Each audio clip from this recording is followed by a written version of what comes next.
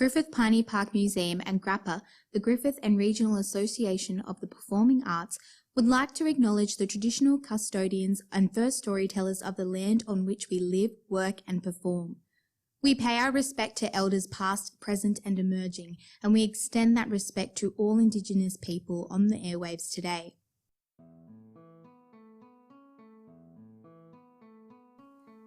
Vintage Voices. Tune into Griffith's History, a radio play series by Griffith Piney Park Museum and GRAPA. There was a time when the wireless was king. The family ritual of gathering around the radio set was at the heart of households, tuning into their favourite stories or news from beyond their communities. Vintage Voices is the resurrection of this ritual, telling tales based on the real histories of Griffith through the nostalgic radio play.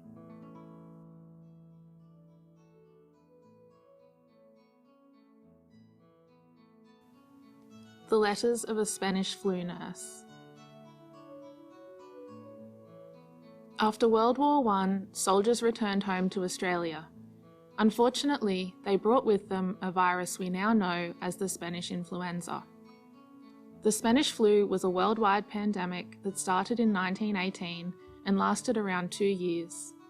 Unfortunately, the virus targeted young men in particular, and it is estimated around 1/3 of the world's population were infected throughout the pandemic. During this time, the very new township of Griffith was not immune, and a treatment centre was built to help treat infected patients. Our story follows the letters of a nurse working in the treatment centre during this time, her thoughts and hopes, her struggles and anguish. These nurses and Dr. Watkins were held in high regard by the people of Griffith for their outstanding and tireless work during those uncertain times.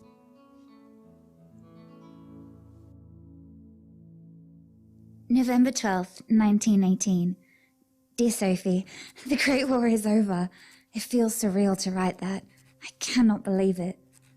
It felt like it would never end, and now it has. It almost feels too good to be true. They are going to send the boys home soon. All of them. Well, all of those who made it.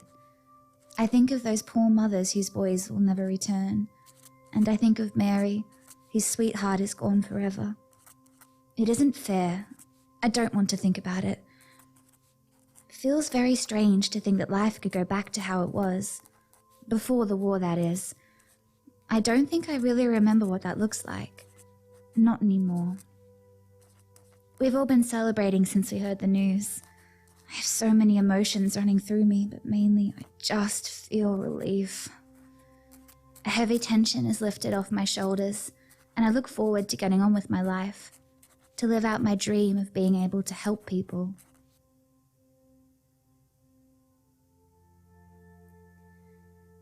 January 28th, 1919.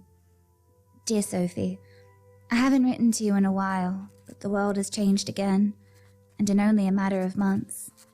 You see, there has been an outbreak of influenza. It's being called the Spanish influenza. The papers are calling it the scourge which has taken so heavy a toll from the rest of the world has invaded her own frontiers. I read that this morning and felt my heart drop. We've only just recovered from the war, and now this. I feel better, however, because this time I can help. I can use my training to help people.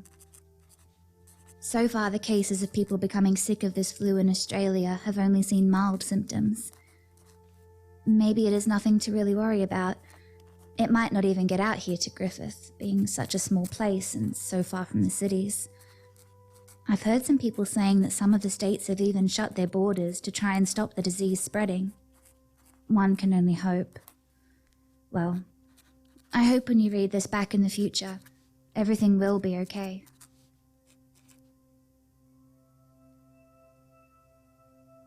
April 15th, 1919. Dear Sophie, the Spanish flu has reached Griffith and people are getting sick.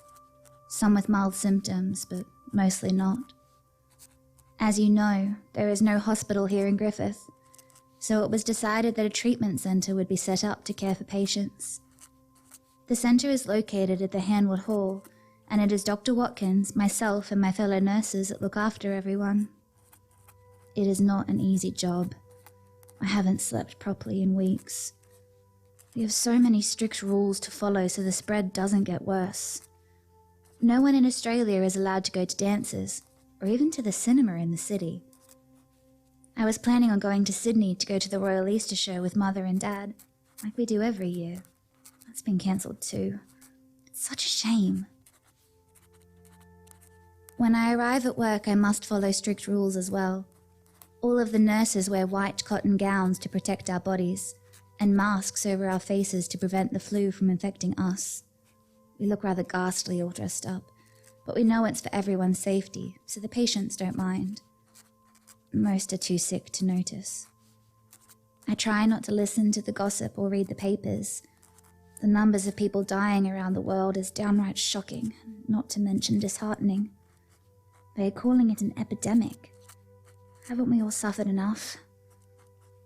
To stay positive, I just focus on helping the patients here in Griffith get better, or at worst, not be suffering as much. It's what anyone in my profession would do. Golly, am I proud to do it. Exhausted, but proud. The worst is when the sickness gets into their lungs, especially the young men. You wouldn't think it would affect them so greatly, but it does. That's when myself and other nurses need to be careful and pay close attention to any changes. The illness, see, starts off not too bad. It is a bearable headache and a feeling of tiredness. If only that was the end of it. But no. Then the coughing starts. A dry, hacking cough like an engine sputtering to start. It fills my head all day and night, even when I try to rest my eyes to sleep. Oh, and the sweating from fevers. I've been forever changing bed sheets and wetting washcloths.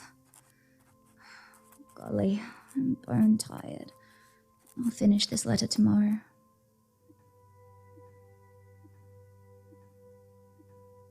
April 18th, 1919. Dear Sophie, well, 3 days later. I've been run off my feet and my mind is full of too much. Names and medicines and feeding schedules. I must admit, I completely forgot about you. But yes, coughing is terrible. I must stop complaining though.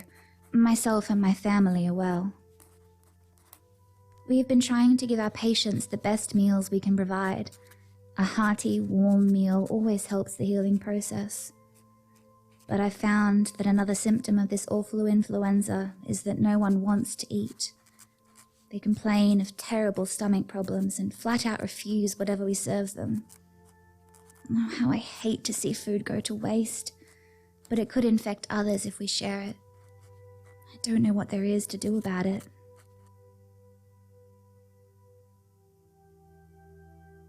April 19th, 1919. Dear Sophie, I became a nurse because I loved the idea of helping people, to get folks healthy again so they could be with their family. I am not naive. I knew this was not an easy job, that I would see and hear terrible and heart-wrenching things. I knew I'd see people in their last moments before they left for a better place. Seeing once healthy men and women succumb to this influenza is taking its toll. Watching them struggle for breath with no one but myself or the other nurses to soothe them is hard, I'll admit. Families could not visit for risk of being infected too. I pray each night that the end is in sight, and soon this will all be over, for the world's sake. I'm trying to stay positive. We all thought the war would never end, and it did. We must all have faith.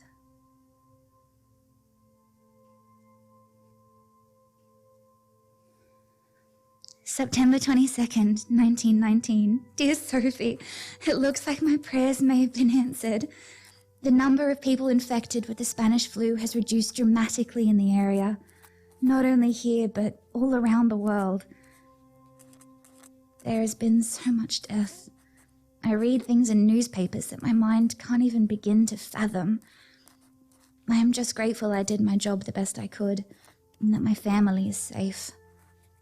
Now that it looks like this flu is reaching the end of its terror, I begin to start thinking of a future. One without death or fear or war. I tell myself not to get too carried away or to get my hopes up. What if this is only a lull in the storm and the flu rises up again? I suppose it's best to just take each day as it comes and not get too bogged down in the miseries. A patient said to me last week, "Sweetheart, we've already won the war. What makes you think we can't win this one too?" I liked that.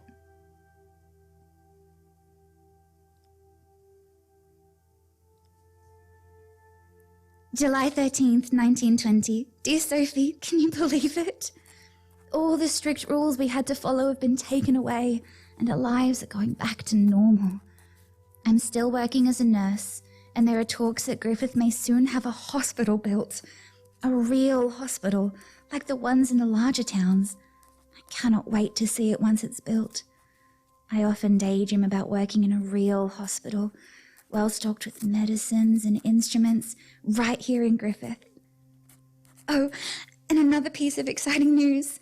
For my work as a nurse during the epidemic, the people of Griffith presented me with a beautiful gold watch as thanks. It is so dainty. It's gold with an intricate band, and my favourite part would have to be the inscription in cursive on the back. By Griffith residents for valuable service during the influenza epidemic, 1919. I was not expecting such generosity. In fact, I felt guilty, but also very chuffed accepting such a gift. I was only doing my job, I kept saying as my friends and family congratulated me. Later, when I was alone, I placed the watch over my wrist and clasped it on. I know I will wear it often, as it is now my most prized possession. I'd done my job, and I'd done it well. I can't wait to see what's next.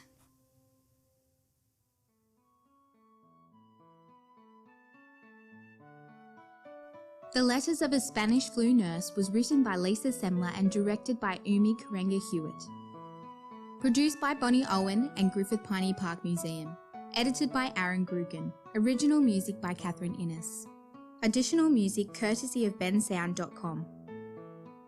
The Letters of a Spanish Flu Nurse featured the voice talents of Stephanie Downing and Brette Morton. Next week on Vintage Voices, we learn the tale of a young girl seeking adventure in the irrigation canal construction in the Water Joey.